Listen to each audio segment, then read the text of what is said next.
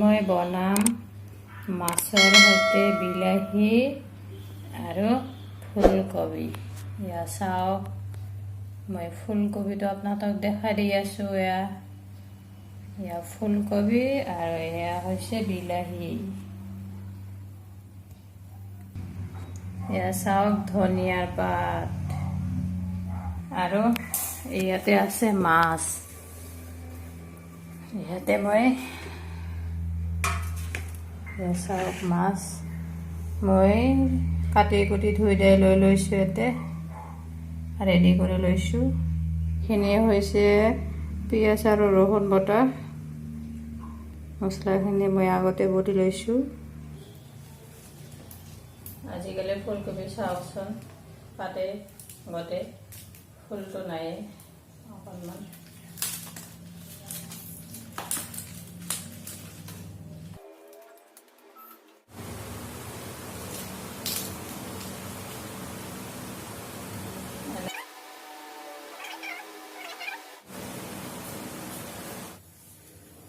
কেৰাহীটো গৰম হৈ আহিছে। এতিয়া মই দিম মিঠাতেল। তেল গৰম হৈ আহিছে। পিঁয়াজ আৰু নহৰু বটাখিনি ভাল ধুনীয়াকৈ ভজা হৈ গৈছে।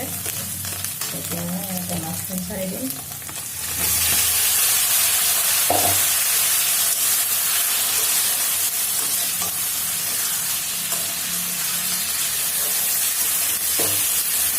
তাৰপিছত দিম শুকান জলকীয়া গুড়ি, জিৰা গুড়ি, হালধি এক চামুচ, সোৱাদ অনুসৰি নিমখ, দিম পানী।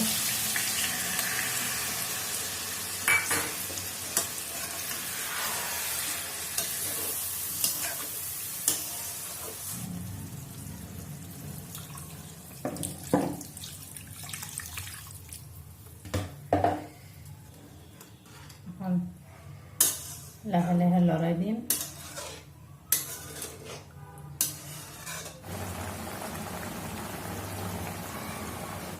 মোৰ কবিখিনি কাটা হৈ গ'ল। চাওক, মই এখন ধুই ল'ম।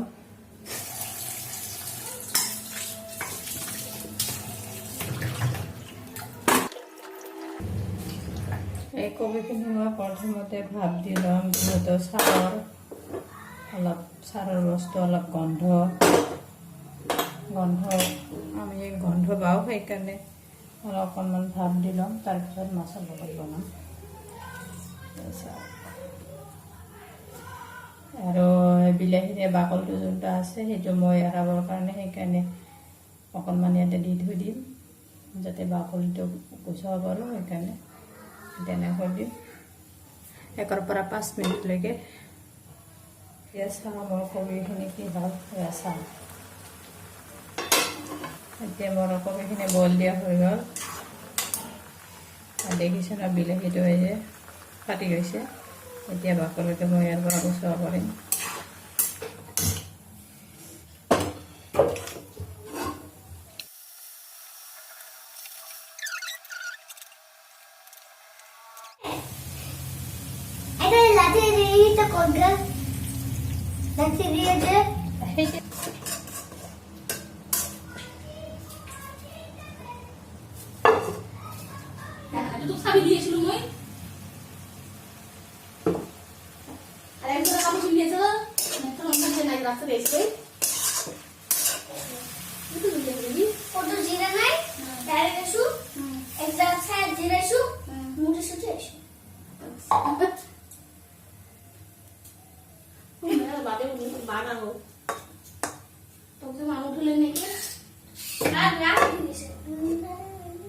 চাওক মোৰ কবিখিনি কি হ'ল। চাওক, মই বিলাহীটো ইয়াতে বাগলটো এৰাই কাটি দিছোঁ। কবিগিলা সিজি গৈছে আৰু অকণমান সিজিব। তাৰপিছত মাছখিনি দিম মই ইয়াতে। আলু কাটি ভাজি কৰিলে মজা লাগে। চাওক, এয়া বাইদেউ আহিছে, বাইদেউ এইখিনি কাটি লৈ কাটি দিম আলু আৰু কবি পাতখিনি দান্ঠিখিনি চব এইখিনি মই এখন 2-3টা কাঁচা জলকীয়া কাটি এটা পিঁয়াজ কাটি পাঁচফোৰণ দি সেনা ভাজি কৰিম। মোৰ কবিখিনি সিজি গৈছে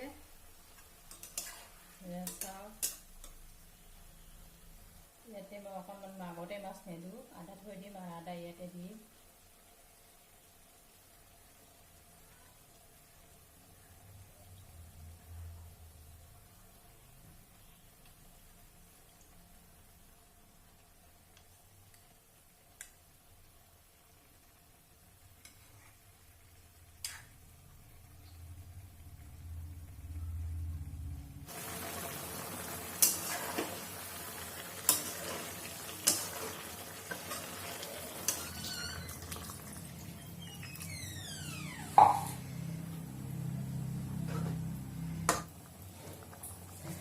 অকণমান নিমখ কম হৈছে আৰু অলপ নিমখ দিওঁ। যিহেতু মই জ্বলা কম দিছোঁ সেইকাৰণে কেঁচা জলকীয়া 4টামান ইয়াতে দি দিম আৰু এইখিনি ধনিয়া পাত লৈছোঁ, ধনিয়া পাতখিনি দি দিম ইয়াতে।